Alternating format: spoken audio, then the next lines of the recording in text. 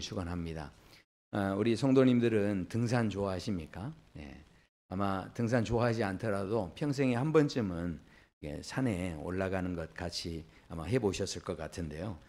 힘들게 아주 힘겹게 산에 오르다가 산 고갯마루에 이렇게 올라서게 되면, 그러면 뒤를 돌아다 보면 내가 이만큼 올라왔구나. 땀이 막 송골송골 맺혀 있고 다리는 막 후들거리고 그렇게 힘든데, 그런데 내가 이만큼이나 올라왔구나 이런 생각이 들고, 그리고 이제 정상에 딱 올라가면 그렇지 않습니까? 땅에서는 이 아래에서는 보지 못했던 높은 곳에서 이렇게 바라다 보이는 풍광이 너무 이제 아름답게 이제 보이게 됩니다. 그래서 사람들이요, 참 이렇게 힘들어도 이렇게 좀 어려워도 어찌 됐든 산을 타고 이렇게 넘어가는 것을 좋아하는 것 같습니다. 왜냐하면 산 너머에는 뭔가가 있다는 것을 알기 때문에 그렇습니다. 인간은요, 본능적으로 뭔가를 이렇게 넘어가는 존재예요. 뭔가를 자꾸 넘어가는 그런 삶을 살고 있는 거죠. 그래서 스포츠 경기를 해도 허들이라고 하는 그런 장애물을 앞에다 놓고서, 그리고 이제 그것을 이렇게 넘어가죠. 그리고 어떻습니까? 야구도 보면요, 펜스를 넘겨야 돼요. 담장을 이렇게 넘겨야 득점할 수 있는 홈런이 되는 거죠. 그리고 배구 너트라든가 배드민턴도 보면 이렇게 네트를 넘겨야 됩니다. 이제 이게 넘기는 게임이에요. 그러니까 뭔가 경쟁을 하고 이렇게 하는 것에도 뭔가 이렇게 자꾸 넘기는 것을 우리가 이렇게 만들기를 좋아했다는 거죠. 그러니까 인간의 삶은 뭔가 자꾸 이렇게 뭔가를 이렇게 넘기는 것에 대해서 본능적으로 마음이 있다라는 거죠. 우리가 매일 쓰는 말들도 보면 이 고비만 넘기면, 그리고 이 시험만 넘기면, 그렇죠? 그리고 이번 달만 한번 넘겨보자, 뭐 이런 말도 쓰죠. 그리고 어떻습니까? 이번에 내가 이제 이 정년만 넘기면 내가 한번 정년하고 이제 뭐 또 하겠다 이러면서 이런 계획들을 또 갖고 있죠. 그러니까 뭔가 우리가 우리 삶 자체가 뭔가 수많은 것을 이렇게 넘어가는 이제 그런 삶을 살고 있죠. 여기 계신, 지금 앉아 계신 모든 분들 지금까지요, 수많은 것들을 넘어오셨어요. 학교도요, 이렇게 졸업하는 것을 통해서 그걸 다 과정을 넘어오셨죠. 그리고 어떻습니까? 취업의 전선을 또 다 넘어오셨죠. 그리고 결혼이라는 그런 것도 이렇게 넘어오셨죠. 그리고 직장 다니면서 승진하고 하는 이런 이제 과정들도 있죠. 그러니까 이런 모든 과정들을 지금 넘어서 지금 이 자리에 실은 다 앉아 계신 거죠. 이처럼 이 넘어간다는 말 자체가 어떤 의미에서는 우리 인생에 어떤 위기를 견디게 해주는 메커니즘이었다, 이런 생각을 해보게 됩니다. 왜냐하면 고통이 있을 때 우리는 어떻습니까? 조금만 참으면 지나가겠지, 이런 생각을 하죠. 그리고 슬픔이 있을 때도 우리가 이렇게 위로하지 않습니까? 시간이 다 해결해줘, 이렇게 이야기합니다. 그리고 어떻습니까? 문제를 만날 때도 어떻게든 이번에 넘어가겠지, 이렇게 하면서 서로 위로하고, 그러니까 이 넘어가는 것에 대해서 우리가 이렇게 어떻게 됐든 갈망하고, 그런 어떤 생각들을 우리가 실은 우리의 사고 구조 속에 뭔가 이렇게 넘어가는 것에 대해서 끊임없이 생각하는 이제 그런 삶을 살아갑니다. 그런데 말입니다. 어디 추정 60분에 보니까 그렇게 소개하더라고요. 그런데 말입니다. 그런데 인간이 평생을 다해도 넘을 수 없는 게 있습니다.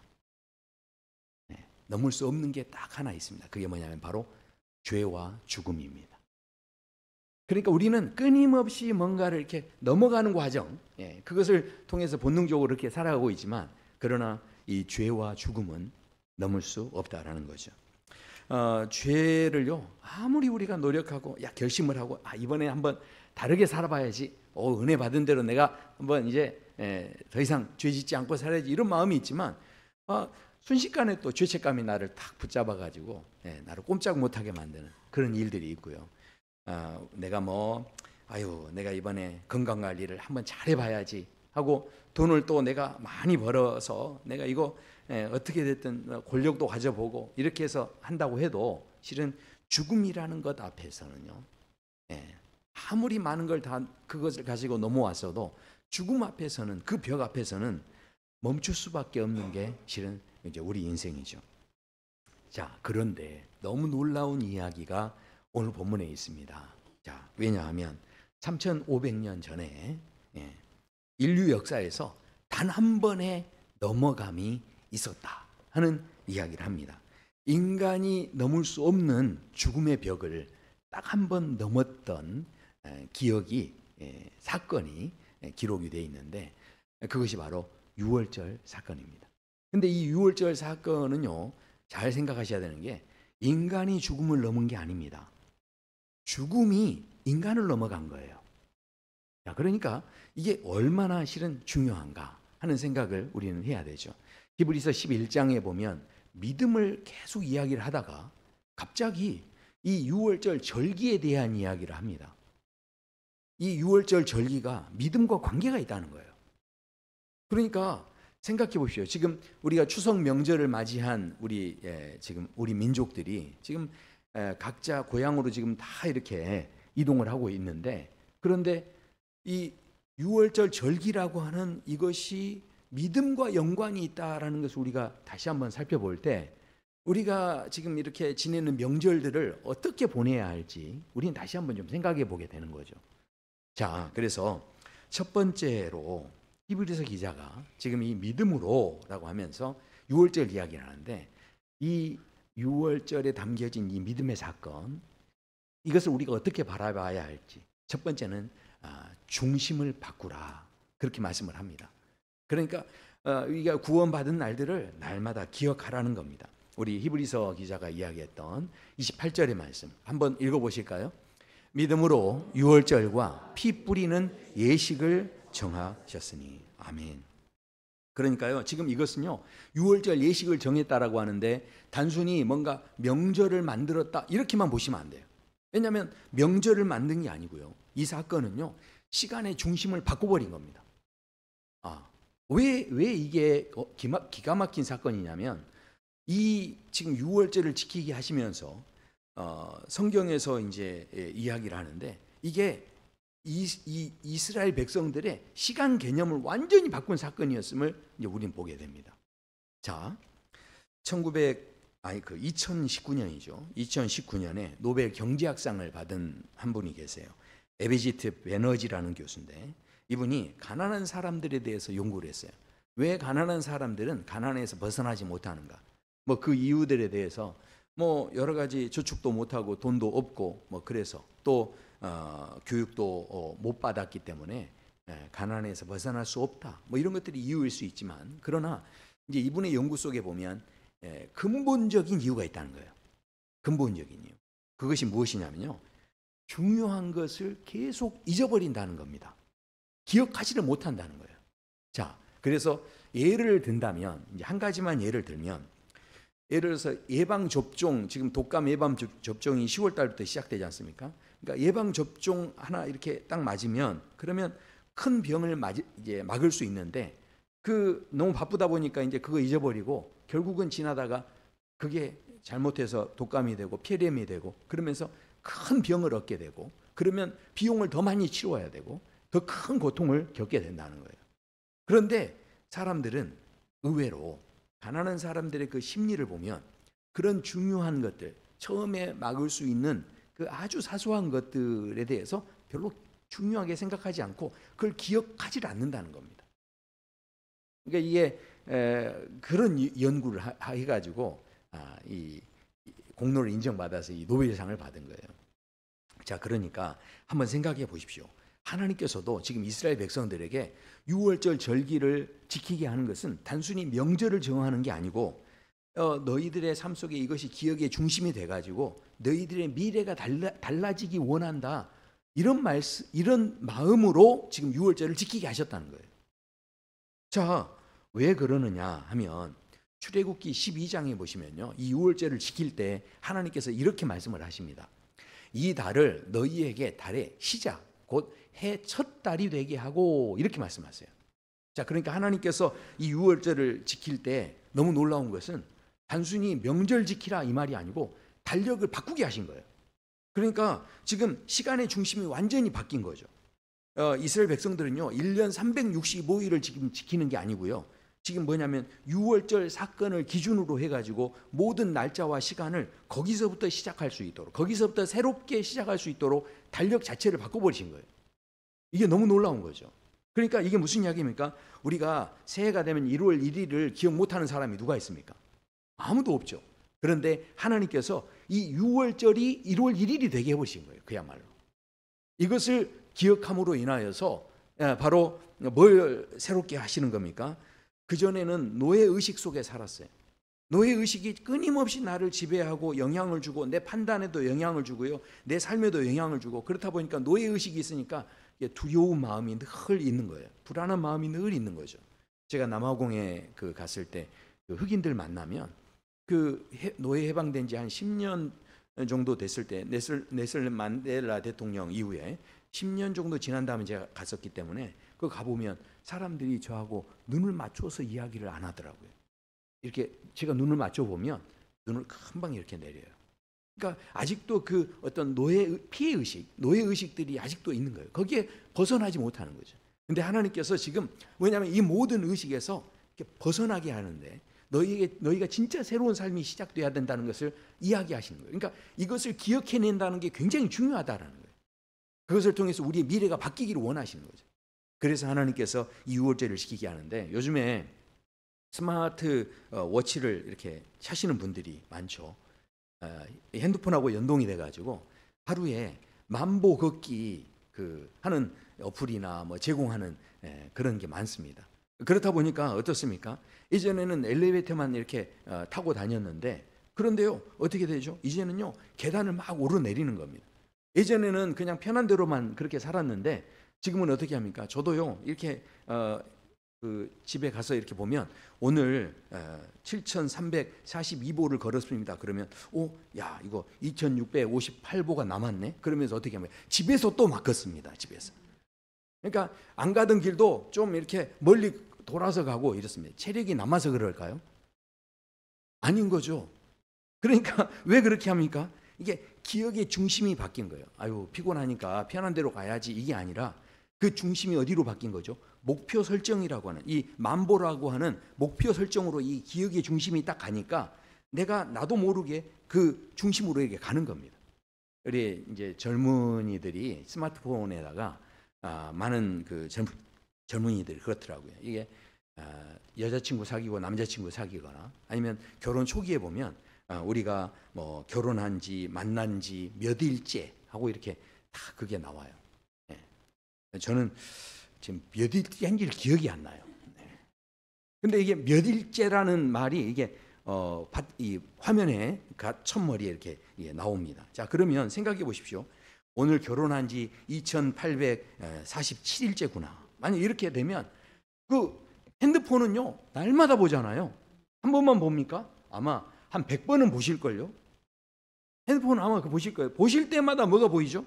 야, 내가 결혼한 지 이만큼 됐구나. 이렇게 되니까 자연스럽게 오늘 아내한테 내가 또 잘해줘야지. 점심에 문자도 한번 보내보고, 퇴근할 때 통닭이라도 한번 사갖고 가보고, 이렇게 하면서 그러니까 그 기억의 중심이 거기에 있으니까 거기에 따라서 내 삶이 자연스럽게 거기에 흘러가게 되는 거죠.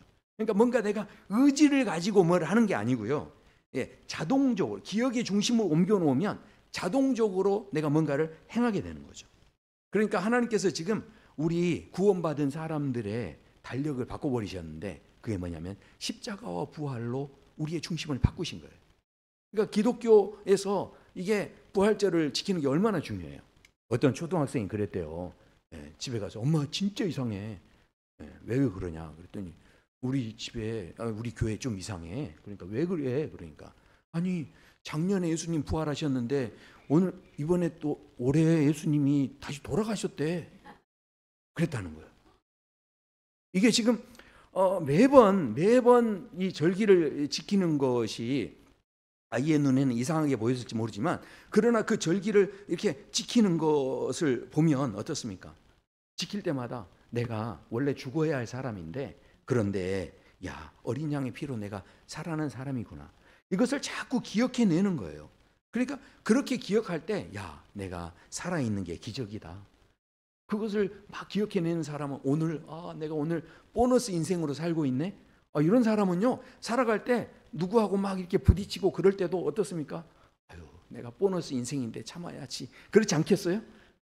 그러니까 이게요 생각해 보세요. 내가 더 이상 어떤 두려움이나 막 분노나 이런 데 붙잡히지 않는 거예요. 진짜 이게 보너스 인생 사는 사람 마음이요 이게 넓어집니다. 막 진짜 이렇게 암이 걸려서 죽을 뻔하다가 살아나신 분은요 웬만한 일에 분노하지 않아요. 그렇지 않습니까? 죽음의 문턱을 넘어가 보신 분들은 야 남은 시간 얼마나 남았다고 내가 더 기쁘게 살아야지 뭐 이렇게 사시는 분들 많지 않습니까? 그러니까 이게 무슨 이야기입니까? 기억의 중심을 바꾼다는 게 이만큼 중요하다는 거예요. 그래서 오늘 이 믿음으로 산다는 게 뭐냐? 그것은 바로 기억의 중심을 새롭게 하는 거예요. 그리고 두 번째 믿음으로 산다는 것이 무엇인가? 그것은 바로 이 몸으로 이것을 경험하라는 거예요. 새기라는 거예요. 히브리서 기자가 계속 이야기합니다. 믿음으로 피 뿌리는 예식을 정하셨다. 그렇게 말씀을 하죠. 그러니까 하나님께서는요, 이 예식만 정하신 게 아니에요. 피 뿌리는 예식이에요. 피를 뿌리는데 말로만 하신 게 아니고요. 여기에 대해서 하나님께서 뭐라고 하셨냐면요. 행동을 구체적으로 요구를 하셨어요. 그래서 피를 뿌리려면 양을 잡아야죠. 그리고 양을 잡은 다음에 어떻게 합니까? 출애굽기 12장으로 가보면 그거 한 다음에 이 피를요 담으라고 해요. 그릇에 담으라는 거예요. 그 다음에 그것을 가지고 피를 이 문 임방과 좌우 설주에다가 그것을 다 이렇게 뿌리라는 거예요. 그렇게 이제 말씀을 합니다. 자, 이게 듣는 것만이 아닙니다. 아는 것만이 아니에요. 그냥 이것에 대해서 몸으로 내가 양을 만지고 직접 칼로 이것을 잡고 피를 만지게 되고 문에다가 이것을 바르고 이렇게 상상을 한번 해보십시오. 이 지금 유월절 사건, 이 장자가 죽는 마지막 재앙이 애굽에 임했을 때 이스라엘 백성들이 그 집 안에서 가정에서 아버지가 양을 한 마리 어린 양을 가져와 가지고 양을 딱 잡으려고 하는데 양이 매 아이고 목소리가 좀 죄송합니다. 예쁜 양이 아니었어요. 방금 좀 예쁜 양이어야 되는데 그러니까 매 그럴 때 이 아버지가 너무 그 안타까워하시면서 그 양을 잡을 때 목을 딱 이렇게 칼을 대는데 그 피가 흘러나오는데 그 피가 따뜻하겠죠. 그 피가 만져지겠죠. 그리고 그 양을 계속 잡는데 이 양이 우리 대신에 죽는구나. 이거 생각하시면서 그 아버지가 그 양을 잡지 않겠습니까? 그때 생각해 보세요. 어머니가 우슬초에다가 피를 적셔가지고 그래서 피가 막 뚝뚝 떨어지는데 그 우슬초를 가지고서 문에다가 뿌리는 거예요. 문에다가 막 뿌리는데 애들은요, 아유 막 피가 이렇게 보이니까 엄마 무서워요, 막 이렇게 하겠죠. 가정 안에서 이게 막 이제 이루어지는 겁니다. 문설주에 또 피가 뿌려지니까 이 피가요 막 흘러내리는 거죠. 그러면 그런 아마 집에서 그런 경험을 한다고 한다면 이게요 아마 평생 아마 잊혀지기 어려운 사건일 거예요. 그러니까 이런 그 일들을 어떻게 하시게 한 거냐면 그냥 피를 하나 이렇게 찍어 바른 게 아니에요. 이거를 아주 양을 잡고 하는 이 과정까지 다 시키신 거죠. 그래서 이거를 하는데 신경과학자인 안토니오 다마지오라는 사람이 그런 이야기를 합니다. 감정은요 생각의 결과가 아니라 몸의 경험에서 시작된다. 이렇게 이야기를 합니다. 이분의 이론이 어느 정도 좀 근거가 있는 것은 실제로 사람들에게 계속 미소를 짓게 했어요. 그랬더니요 사람이 기분이 좋아지더래요. 그러니까 생각해 보십시오. 사람이요 계속 이렇게 끄덕거리지 않습니까? 그러면요 나도 모르게 거기에 동의하게 돼 있어요. 이게 아닌 것 같아도요 그게 작용을 한다니까요. 이게 이 말씀을 들으실 때도 오늘 이게 팔짱을 낀 분 안 계시잖아요. 이렇게 팔짱을 딱 끼고 듣지 않습니까? 뭐든지요 이렇게 팔짱을 딱 끼고 들으면 일단 뭔가 이렇게 마음에 문이 하나 닫혀 있는 상태에서 이게 보는 거예요. 나도 이 마음의 문을 닫는 거죠. 그게 되는 겁니다. 그러니까 이 몸이 움직이는 그 참여가 내 존재가 되는 거예요. 이게 지금 중요한 거죠. 그렇다면 생각해 보십시오. 우리가 피 뿌리는 예식이 이 과거의 상황이 지금 우리하고 무엇과 연결이 되어 있습니까? 성찬 예식을 우리가 이렇게 하죠. 성찬 예식을 하는데 그런데 떡을 먹고 포도주를 마시는데 몸으로 참여하고 거기에 대해서 너무너무 감사하는데 그런데 예수님께서 이것에 대해서 뭐라고 하셨냐면 이를 행하여 나를 기념하라 이렇게 말씀합니다. 그러니까 우리는요 어떻습니까? 이 성찬식을 해보신 분들은 포도주를 보면 사람들은 술로 보지만 우리는 포도주만 보면 누가 생각나요? 예수님이 생각나죠. 그리고 떡만 보면 누가 생각납니까? 예수님이 생각나죠. 그래서 유대에서는 이게 빵 조각으로 했잖아요. 그래서 제가 빵을 좋아하잖아요. 연관성은 별로 없지만 아무튼 생각해 보세요. 그러니까 아니 우리가 뭔가 몸으로 자꾸 참여했던 것이 뭐가 되냐면 자동적으로 그것이 존재의 변화를 가져오는 거예요. 그러니까 우리가 기억하지 않으려고 해도요 이게 자동적으로 그게 떠오르게 되는 거죠. 그것만 보면 그게 생각나는 이게 되는 거죠. 이 아이가 처음에 엄마라고 이렇게 부르는 걸 생각해 보세요. 처음부터 태어나자마자 엄마 이런 사람 이런 애는 없습니다. 보면은 알게 모르게 엄마들이 젖을 주고 또 애를 계속 이렇게 기저귀도 갈아주고 이렇게 하면서 또 엄마 해봐, 엄마 해봐 이거를 얼마나 많이 하는 줄 아세요? 그러니까 애들이 나중에는요 이렇게 보면 자꾸 뭘 시키니까 이제 따라하면서 엄마 하다가 이제 하는 거예요. 근데 세상에 엄마 수백 번을 이렇게 시켜가지고 따라해봐 하면서 엄마 막 했는데 애가 자기도 모르게 만약에 넘어졌을 때 그러면 뭐가 터져 나오죠? 그동안 엄마를 하도 시켜가지고 엄마하고 터져 나왔는데 근데 그때 엄마가 자기 아픈데 달려와가지고 일으켜주고 붙잡아주고 이렇게 하니까 그 다음부터 어떻게 하는 거예요? 몸이 기억하는 거예요. 그러니까 배고파도 엄마, 무서워도 엄마, 다 이게 엄마가 되는 거예요. 그럼 엄마가 와서 다 해결해 주는 거죠. 생각해 보세요. 그러니까 이게 자동적으로 이게 나오게 되는 거죠. 성찬식과 세례식도 마찬가지죠. 어쩌면 이것을 계속 하면서 내 몸에 이것을 기억하게 하는 것은 바로 예수님의 몸에 예수님의 피가 나와 함께 이렇게 있다라고 하는 것을 기억하게 하시는 거예요. 내가 힘들고 어려울 때마다 누가 생각나게 하시는 거냐면 예수님이 생각나게 하시려고. 그래서 나를 기념하라. 지금 이 떡과 포도주 자체가 중요한 게 아니에요. 이것을 통해서 자꾸 누구를 기억하라는 거죠. 내 모든 고난의 삶 속에서 예수님을 기억해 보라는 거예요. 그 예수님을 기억하는 것. 그것이 바로 이 몸으로 참여할 때 이 존재 속으로 스며드는 그 예수님. 그 예수님이 자꾸 생각나는 그런 삶이 되는 것이 바로 믿음의 삶이다라는 것이죠. 마지막으로 이 믿음의 삶에서 정말 중요한 것은 이 6월절에 정말 깊은 의미가 있습니다. 그것이 뭐냐면 주도권을 넘기는 것이 믿음의 삶이라는 거예요. 자, 그래서 28절에 보시면요. 하반절에 이렇게 말씀합니다. 이는 장자를 멸하는 자로 그들을 건드리지 않게 하려 한 것이며 이렇게 말씀을 하죠. 자, 장자를 멸하는 자가 누구냐면 죽음의 천사입니다. 이게 죽음의 천사가 그들을 건드리지 않게 한다. 이렇게 말씀을 하는데 많은 사람들이 착각합니다. 왜냐하면 이스라엘 백성들이 하나님 백성이니까 처음부터 거기에서 좀 예외가 됐을 거다. 특별하게 좀 하나님께서 관리하셨을 거다. 이렇게 생각을 하는데 성경에서는 그렇게 이야기하지 않습니다. 분명하게 이야기해요. 출애굽기 12장에 보면 23절에 이렇게 말씀합니다. 여호와께서 애굽 사람들에게 재앙을 내리려고 지나가실 때에 문 임방과 좌우 문설주의 피를 보시면 이렇게 돼 있죠. 자, 그러니까 지금 죽음의 이 천사가요. 무슨 이야기입니까? 이스라엘 사람들의 집에도 왔다는 이야기예요. 그 자리에도 왔어요. 와서 문고리 잡고 보는데 뭡니까? 문 지방에 이게 설주에 이게 피가 이렇게 묻어 있는 거죠. 자, 그러니까 이 천사가 멈춰선 것 자체가 이게 뭡니까? 이스라엘이 특별하고 이스라엘이 좀 더 의롭고 이래서 멈춰서는 게 아니에요. 이 죽음의 천사는요, 이 문설 그런 거하고 전혀 상관없어요. 문설주의 임방에 피가 있느냐 없느냐 이것만 보는 거예요. 지금 이 말씀은 이게 우리 모두에게 실은 해당되는 거죠.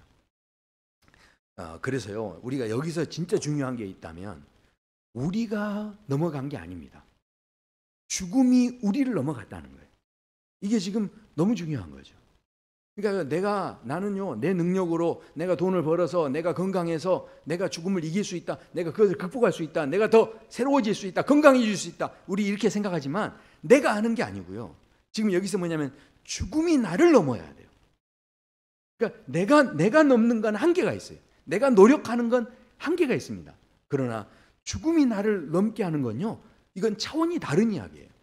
그러니까 믿음의 삶을 산다는 게 뭐냐? 그것은 내가 노력해서 뭔가를 자꾸 이루어가고 애를 쓰는 것이 아니고요, 죽음이 나를 넘게 하는 것이 믿음의 삶이에요. 자, 그렇다면 생각해 보십시오. 우리가 하나님을, 그래서 이 죽음이 나를 넘게 하려면, 그렇다면 내가 이 죽음을 통제할 수 없잖아요. 죽음을 통제하시는 분은 하나님이십니다. 그렇다면 그 하나님이 통제하시도록 주도권을 하나님께 드려야 되는 거예요. 그것을 바로 우리가 하나님을 신뢰한다라고 이야기하는 겁니다. 그렇다면 우리는 또 착각해요. 하나님을 신뢰하면 우리는 아무것도 안 한다라고 생각하는데 절대 그렇지 않습니다. 바로 하나님께서 하신 일을, 이미 하신 그 일을 내가 붙잡는 거예요. 그런 모습이 어떤 모습이냐? 그래서 하나님께서 뭐라고 하시냐면 이렇게 이야기합니다. 그 붙잡는 삶이 뭐냐면 양으로 잡고, 구체적으로 행동으로 옮기는 거예요. 양으로 잡고, 그 다음에 피에 이것을 적십니다. 우슬초 묶음을 적십니다. 그 다음에 설주에다 이렇게 뿌리는 거죠. 그러면 이건 우리가 막 뭔가를 막 하는 거예요. 그냥 믿음으로 한다고 해놓고 아무것도 안 하게 하신 게 아니에요. 이것을 막 얘기하게 하셨습니다. 근데 이것까지는 우리가 진짜 잘합니다. 근데요, 그 다음에 마지막에 뭐라고 하시냐면 자기 집 문 밖에 나가지 말라, 이렇게 말씀하죠. 그러니까 거기 앉아서 막 더 열심히 기도하고 있어라, 뭐 이렇게 한 게 아니에요. 거기서 그냥 나가지만 말고 그냥 가만히 있으라는 이야기예요. 근데요, 의외로 우리 인간은요, 가만히 있는 걸 잘 못합니다. 보십시오. 양을 잡고요, 피에 적시고 뿌리고 이런 것은 다 믿음으로 우리가 행한다라고 하지만, 그러나 가만히 있는 걸, 이것도 믿음인데 이 믿음을 우리가 실은 잘 못합니다. 이걸 잘 못해가지고 허우적거리는 거예요. 왜 그러겠습니까? 인간이 가지고 있는 통제 욕구 때문에 그래요. 그래서 심리학자들은 뭐라고 하냐면 인간은요, 통제할 수 없는 상황을 가장 두려워한대요. 그래서 우리가 뭐 하는 겁니까? 보험도 딱 들어놓는 거예요. 왜냐하면 내가 지금 뭔가를 통제하고 있는 거예요. 공부를 할 때도요, 어떻습니까? 내가 손에 잡히는 것, 내가 또 공부하는 책들이나 이런 거 다 준비해 놓은 다음에 하잖아요. 내가 뭔가를 통제할 수 있다는 것이 되어졌을 때 우리는 뭔가 안심을 하고 어떤 일을 하는 거죠. 그러니까 가정에서나 모든 삶에서 보면 우리가 벌써 내가 이 통제할 수 없다라고 하면 너무 불안한 거예요. 그래서 많은 사람들이 의식적으로 자꾸 뭘 하냐면 내가 뭔가를 통제하려고 하는 거예요. 그렇다 보니까 상대방한테 뭔가를 요구하고요, 강요하게 되는 거예요. 왜냐하면 내가 통제할 수 있다라는 걸 내가 느끼고 싶은 거예요. 그러나 생각해 보십시오. 이게요, 그러니까 우리가 저렇게 지금 6월절 지금 죽음의 신이 넘어가는데 가만히 있으라고 그랬는데, 뭔가 차라리 저때 하나님께서 뭡니까? 저때 그냥 차라리 기도하고 있으라 했으면 훨씬 좋았을 거예요. 그러면 뭔가는 하고 있잖아요. 뭔가는. 근데 가만히 있는 거요, 이게 굉장히 어렵습니다. 이게 그렇잖아요. 저 피 뿌리고 이것까지는 너무 좋았는데 그 다음에 뭡니까? 가만히 있으라면 불안한 거예요. 뭔가를 지금 해야 되는데, 이런 거예요. 자, 그런데 6월절 그 밤에 그 밤에 정말 중요한 건 뭐였냐면 우리가 죽음을 통제할 수 있는 게 아니었다는 거예요. 하나님께서 죽음의 신을 보내시는데, 그 천사를 보내는데, 그런데 어떻습니까? 바로 하나님께서 이미 이루신 일을 믿고 거기에서 그냥 그 주님을 의지만 하고 있으면 되는 거예요. 이것이 바로 믿음의 삶이라는 거죠. 그러니까 통제권을요, 주도권을요, 누구한테 넘기냐면 하나님께 넘기시는 거예요. 그게 바로 믿음의 삶이라는 거죠. 베드로를 생각해 보십시오. 베드로가 물 위를 걸을 때는 너무 좋았어요. 그러니까 물 위를 걸으니까 와, 자기가 지금 모든 걸 통제하는 것 같았죠. 근데 갑자기 파도가 쳐버리니까 와, 이건 내가 통제할 수 없는데 생각이 드니까 믿음이 약해지고, 뭡니까 이게? 그러니까 이게 뭐냐면 믿음이 약해졌다기보다는 내가 그 걷는 순간에도 내가 이걸 통제할 수 있네? 이러면서 신기해했던 것 같아요. 그러니까 파도가 일렁이니까 거기에 놀래가지고 물에 빠지게 된 거죠. 그런데 그때 예수님께서 손을 내밀어 주실 때 베드로가 그 손을 붙잡고 다시 일어섭니다. 생각해 보십시오. 주도권이 나에게 있는 게 아니고 하나님께 있다. 이것에 대해서 우리가 믿는 것은요, 할 게 없어요. 그냥 믿고 의지하고 바라보고 손 내밀고 이거밖에 없는 거예요. 근데 의외로 우리가 이 믿음의 삶에서 이 중요한 부분을 실은 잘 하지를 못한다는 거죠. 다윗과 골리앗을 생각해 보십시오. 사울이요, 다윗에게 자기 갑옷을 주면서 입히죠. 다윗이 입어보고 너무 거추장스럽습니다. 사울의 생각, 사람들의 생각은 어떻습니까? 이 갑옷이 있어야만 이 적과의 전쟁에서 싸우고 나를 보호할 수 있고 이길 수 있다, 이런 생각을 갖고 있는 거죠. 그러니까 내가 통제할 수 있는 거예요. 우리가 과감하게 나가서 싸울 수 있는 게 뭡니까? 어느 정도 내가 나를 보호할 수 있다는, 통제되고 있다라고 하는 그 착각을 내가 하고 있는 거죠. 그러니까 이게 나가서 싸우는, 맨몸으로는 못 나가는 거예요. 그런데 다윗은 어떻습니까? 그걸 다 벗어버리죠. 왜냐하면 자기는 양을 지킬 때 경험해 봤어요. 그 곰의 발톱, 사자의 발톱에서 자기를 지켜주시는 하나님. 사람의 생각으로는 이게 안 되는 건데 하나님께서 지키셨기 때문에 됐다라는 것을 알았기 때문에 그 고백을 한 거고, 이 주도권은 누구에게 있습니까? 너는 칼과 창과 단창으로 내게 오지만 나는 만군의 여호와의 이름으로 간다라고 하잖아요. 그러니까 이 고백을 한 게 뭐냐면 이 싸움의 주도권은 누구에게 있다는 겁니까? 하나님께 있다는 거죠. 그래서 사무엘상 17장에 보면 나중에 다윗이 그 고백을 합니다. 전쟁은 여호와께 속한 것이다, 그런 이야기를 합니다. 그리고 나중에 왕이 돼서도 다윗은요, 하나님 올라갈까요 말까요 자꾸 물어봅니다. 이 통제권이 누구에게 있다는 거예요? 하나님께 있다는 거죠. 하나님이 넘겨주시면 이기는 거고요, 하나님이 넘겨주시지 않으면 지는 거예요. 그러니까 이 모든 전쟁의 승패, 이 통제권은 하나님께 있다라는 것을 다윗은 알았기 때문에 그렇게 한 거죠. 자, 생각해 보십시오. 우리가 지금 믿음으로 산다라고 하는데, 그런데 이 주도권을 하나님께 넘기지 못하지 않습니까? 그러면요, 계속 불안해야 돼요. 그러니까 지금 하나님께서는 이 6월절 사건을 통해서 우리가 주도권을 넘기기를 원하시는 거예요. 그렇지 않으면요, 노예의식 때문에 계속 또 우리가 지배를 당하는 거예요. 우리 지금 모든 인류의 사람들이요, 갖고 있는 걸 보면 이 두려움이 뿌리 깊게 우리 안에 있어요. 그래서 사회학자죠, 마사 누스바움이라고 하는 분이 쓴 그 책이 있어요. 우리 목사님들하고 함께 스터디하면서 함께 이제 읽었던 책인데, 이 타인에 대한 연민이라는 그런 책이에요. 근데 이 여자분이 이 교수님이 여기에 소개하는 글을 보면 다른 사람, 이민자들을 막 혐오하고 뭐 다른 사람들에 대해서 막 분노하고, 그리고 약자들에 대해서 막 복수하고 폭력적이 되고 이렇게 하는 이런 일들이 왜 일어나느냐, 그 모든 그 근본에 보면 정치하는 사람들이 정치를 하면서 그렇게 막 여러 가지 일들을 하는데, 그 정치가들도 보면요, 그 마음 안에 뭐가 있냐면 두려움이 있다는 거예요. 두려움이 있기 때문에 그 두려움을 이겨보려고 뭐 하는 겁니까? 혐오하고 분노하고 이렇게 거기에 대해서요 복수하고 하는, 이렇게 권력을 더 세게 휘두르려고 하는 이제 이런 모습들이 보여진다는 거예요. 그래서 이분은 책에서 이야기합니다. 그래서 타인에 대해서 조금이라도 연민의 마음을 가져야 한다는 거예요. 그러나 생각해 보십시오. 이게 한계가 있어요. 우리가 연민에 대한 마음을 갖는 것은요, 분명히 한계가 있습니다. 저희 그 집에서도 보면, 저희 집이 실은 그렇게 환경은 좋지 않은 것 같아요. 왜냐하면 집 앞에 술집들이 좀 많이 있어가지고 거의 진짜 한 새벽 2시까지는 소리치고 막 거기서 떠들고 담배 피우고 이러신 분들이 지금 굉장히 많아요. 그러니까 생각해 보십시오. 제가요 지금 날마다 그런 환경에서 산다니까요. 그분들이 얼마나 힘들면 와서 저기서 홀짝거리실까, 아이고 참 불쌍하시다 이러면서 연민을 가지면 그러면 해결될까요? 그게요 한두 번은 이해가 돼도 날마다 그런다고 생각해 보세요. 이게 결코 실은 그것으로 해결될 문제가 아닌 거죠.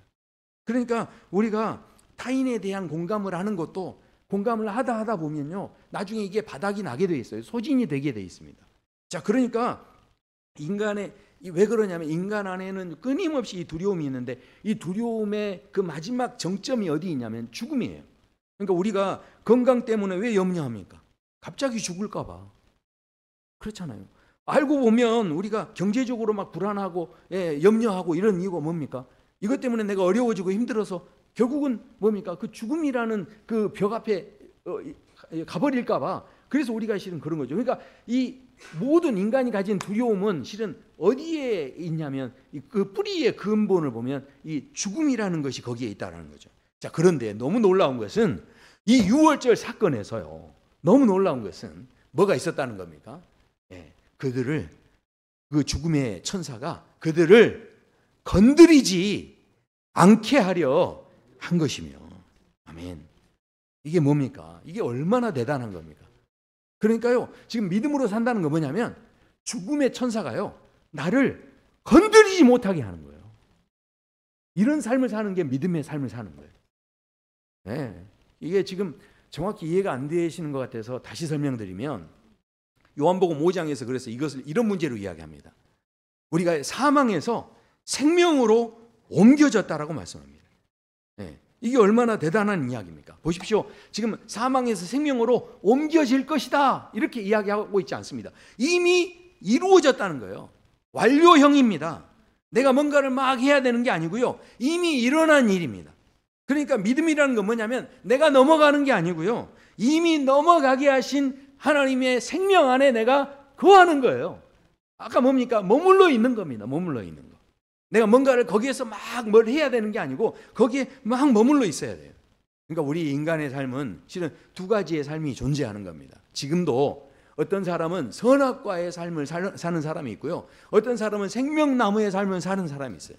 선악과의 삶을 사는 사람은 선악을 계속 구분하는 거예요. 구분하고 판단하고 그 다음에 또 두려워하고 그래서 더 노력하고 이럽니다. 근데 선과 악의 열매가 너무 놀라운 건 한 뿌리에서 계속 나오고 있는 거예요. 그러니까 아무리 구분해봐야 의미가 없는 겁니다. 그런데도 우리는 판단합니다. 구분합니다. 네가 더 옳으냐 그러냐 따집니다. 이런 삶은 뭐냐면 계속 우리에게 또 두려움을 주는 거예요. 아니, 내가 따져가지고 저 사람을 코를 납작하게 만들어놨어요. 그러면 마음속에 또 두려움이 생기죠. 또 누군가가 나를 납작하게 하면 어떻게 하지? 끊임없이요, 내가 뭔가를 이겼다라고 생각하면 나를 이길 수 있는 사람은 또 있는 거예요. 그러니까 선악과의 삶의 구조는요, 끊임없이 나에게 두려움을 주는 거예요. 그러니까 이 두려움을 가지고 있는, 그러니까 생각해 보십시오. 만약에 우상 숭배하지 맙시다 이렇게 하면 선악과의 삶을 사는 사람은 어떻게 하죠? 우상 숭배하지 않으려고 막 노력합니다. 근데 노력을 막 했는데 결국은 실패하게 되고, 그러다 보면 또 죄책감을 갖게 되고, 그렇게 되면 어떻습니까? 또 다시 매달리고, 반복적으로 이게 계속 연결이 되는 거예요. 돌고 도는 거죠. 자, 그런데 사람들이 왜 그런 우상 숭배를 합니까? 미래가 불안하니까 돈에 매달리는 거죠. 뭔가 내가 지금 관계가 불안하니까 뭔가에 매달리는 거예요. 뭔가 좀 이게 새로워졌으면 좋겠다, 이런 막연한 생각을 내가 갖게 되는 거죠. 자, 그런데 그렇다 보니 생각해 보십시오. 이 사람에게는 인정 욕구가 있죠. 그러니까 사람들이 저 사람이 나를 어떻게 볼까? 계속 생각하죠. 그러면 이게 불안해요. 그러다 보니까 저 사람이 나를 좀 무시하지 않았으면 좋겠는데 이러면 나를 과시하게 돼 있죠. 그러면 과시하는 것으로 끝납니까? 그렇게 막 과시하다 보면요, 진짜 내가 누군지를 잃어버리게 되죠. 실제로 뭐 그런다고 해요. 뭐 이렇게 사업하시는 분들은요, 아무리 돈이 이제 없어도 차를 더 좋은 걸 타고 다닌대요. 그렇게 해서 이제 과시를 해야 그 사람이 나를 함부로 대하지 않을 수 있고, 뭔가 이게 돈을 빌리는 것도 투자를 받는 것도 훨씬 잘할 수 있기 때문에 그렇게 하는 거예요. 그러나 그렇게만 살다 보면 진짜 나를 잃어버리게 되는 거예요. 관계도 마찬가지입니다. 내가 막 저 사람을 용서해야지 이렇게 막 생각하면요, 억지로 참게 되겠죠. 근데 억지로 참으면요, 이게 쌓이면요, 내가 몇 번이나 참았는 줄 알아? 그러면서 나중에는 폭발하게 돼 있습니다. 자, 그러니까 이게 다 뭐 하는 거죠? 내가 주인이 되려고 하니까 일어나는 일이에요. 내가 주인이 돼서 하려고 하니까. 그런데 생명나무의 삶은요, 내가 주인이 아니에요. 나를 이미 옮겨놓으신 주님이 주인이죠. 그러니까 내 주도권이 하나님께 있는 거예요. 그러니까 그 생명 안에 나를 지금 넘어가게 하신 거예요. 그러니까 그 나를 넘어가게 하셨으니 얼마나 고맙습니까? 얼마나 감사합니까? 그러니까 나를 하나님께서 용서해 주셨으니까 그게 너무너무 감사하고 막 감동이 되는 거예요. 그러면 그 감동된 사람은요, 거기에서 자연스럽게 뭐가 흘러나오죠? 아유, 나도 용서받았는데 저 사람 용서하는 건 쉬워지는 거예요. 그러니까 내 힘으로 되는 게 아니고요, 진짜 용서가 되시려면 하나님의 용서가, 나를 향한 용서가 얼마나 큰지를 깨달으면 깨달을수록 용서는 쉬워질 수 있어요. 그래서요 말씀합니다. 생명 안에서 우리가 왕노릇 하리로다. 그런데 생명 안에서 왕노릇을 하려면요 뭐가 있어야 되냐면 깨달으셔야 되는데, 그런데요 우리가 지금 발견을 못한 겁니다. 예를 든다면 지금 라디오 전파가 여기에 다 있어요. KBS, MBC, SBS, CBS 막 하면서 지금 전파들이 다 지금 이렇게 있습니다. 모든 채널들이 다 있어요. 자, 그런데요 우리가 듣지 못할 뿐인 거예요. 근데 라디오를 딱 켜는 순간 주파수가 딱 맞으면요 그때부터 들리기 시작하죠. 생명도 마찬가지입니다. 예수님의 생명, 십자가에서 모든 마귀가 주는 옛사람, 모든 저주는 이미 끝난 줄로 믿습니다. 그러니까 지금 예수님께서 주신 생명의 은혜가 우리에게 넘치고 있는 거예요. 그런데 그 넘치고 있는 것을요, 이 충만한 에너지를 우리가 지금 모르는 것은 주파수를 맞추고 있지 않기 때문이에요. 그러니까 이미 생명이 있습니다. 믿음이라는 게 뭐냐면 예수님께 생명의 주파수를 맞추는 거죠. 그렇게 맞추면 어떻게 됩니까? 그러니까 이 감사도요, 내가 막 억지로 하는 게 아니고요, 감사에 다 이렇게 맞추고 있으면요, 이 감사가 얼마나 이게 좋은 건지를 내가 막 깨닫게 되죠. 그러면 어떻게 되겠습니까? 막 애써서 되는 게 아니라 자연스럽게 감사가 내게서 흘러나오는 거죠. 주파수가 그렇게 맞아 있으니까. 사랑이라는 그것을요 내가 막 노력해서 되는 게 아니고요, 사랑이라는 주파수가 맞아 있으니까 내 안에서 그 사랑이 흘러나오게 되는 거죠. 그러니까 요한복음 7장에 중요한 말씀을 하시죠.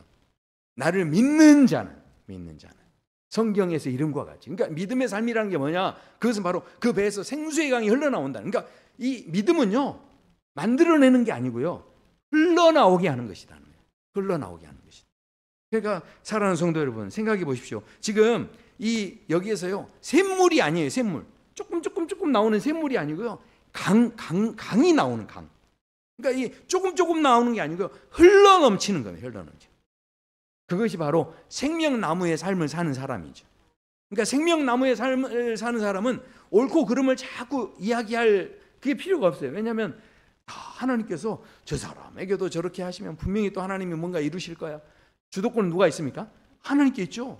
그러니까 통제권은 하나님께 있죠. 그러니까 저 사람 변화시키는 것도 다 누가 합니까? 하나님께서 하시는 거예요. 그러니까 이제 하나님께 이제 맡기고, 또 그러면 나도 변화시키는 하나님이죠. 그러면 이제 하나님께 주도권이 있는 사람은요 굳이 가서 그걸 따질 필요가 없는 거죠. 그렇지 않습니까? 자, 그래서 저는 소원합니다. 우리 사랑하는 성도 여러분, 잘 생각해 보세요. 우리 인간은요 평생 자꾸 넘어가기를 원해요. 뭔가를 넘어가기를 원해요. 산을 넘기를 원하고요, 허들을 넘기를 원하고요, 고비를 넘어가기를 원해요. 우리 인생은 끊임없이 뭔가를 막 이 문제를 넘어가기 원하고, 그렇게 넘어가기 원해요. 그러나 진짜 중요한 죽음의 벽 앞에서는 그것은요 우리 힘으로 그것을 넘을 수가 없어요. 우리는 한계에 부딪힐 수밖에 없습니다. 그런데요 믿음의 삶을 사는 사람은 내가 이루는 게 아니고 죽음이 나를 넘어가게 하는 거예요. 내가 하는 게 아니에요. 주도권을 하나님께 맡기고 있기 때문에 하나님께서 그것을 넘어가게 하는 겁니다. 그러니까 너무 중요하죠. 우리의 넘어야 할 산들이 우리 앞에 있을 때 내가 두려워하지 않을 수 있습니다. 왜냐하면 그것을 넘어가게 하시는 분은 하나님이시니까. 그것이 바로 믿음의 삶을 사는 사람들의 모습이다라는 것이죠. 오늘 그 피를 발랐다고 할 때 잘 생각해 보세요. 그 피를 발랐는데 저 같으면 피를 이마에다 톡 하나만 찍으면 되지 않겠습니까? 근데 그렇게 하지 않았어요. 그 집에 문에다가 그걸 다 바르게 하신 거예요. 그러니까 한 사람만, 이게 이마에다 찍어 놓으면 내가 어디를 돌아다니든 죽음의 신이 날 건드릴 수 없게 하면 더 좋지 않습니까? 근데 하나님께서 그렇게 하지 않으시고 이 문지방에다, 문에다가 이걸 바르게 하셨다는 거예요. 무슨 이야기입니까? 결국은요 이 가족 공동체를 다 구원하기 원하시는 거예요. 그러니까 한 사람이 아니라 공동체를 살리기 원하시는 거죠. 그렇다면 이 6월절 절기를 지키는 이 중심, 이것에 대한 것을 우리가 생각한다면, 오늘 추석 명절을 맞이해서 우리가 이 기간들을 지날 때 나만 구원받고 끝나는 게 아닌 거죠. 이 6월절이 우리에게 주는 의미가 무엇입니까? 결국은요 이 6월절을 통해서 내 기억의 중심을 바꾸기를 원하세요. 그리고 이 유월절을 통해서요, 내 몸으로 그것을 경험하기 원하시고요. 이 유월절, 이 믿음이라는 것은요, 그냥 되는 게 아니고 바로 기억의 중심을 바꾸고 내 몸으로 경험하고, 그 다음 뭡니까? 주도권을, 통제권을 하나님께 드리는 거고, 그것이 바로 믿음의 삶이다. 그것을 위해서 절기를 지키게 하셨다는 거예요. 명절을 지키게 하셨다는 겁니다. 그렇다면 우리 추석 명절에 많은 사람들에게 오늘 우리가 가족들을 만날 때 내가 넘었으니 너도 넘을 수 있다. 그렇게 발버둥 치며 네가 넘어가려고 하는 그 모든 것들, 그 산과 같은 문제들, 내가 넘으려고 하면 힘들지만 하나님께서 넘겨주시면 그건 너무 쉬운 거죠. 그 은혜의 복음을 전하고 나누셔서 많은 사람을 이렇게 살리시는 그런 삶의 자리가 되시기를 축원합니다. 함께 우리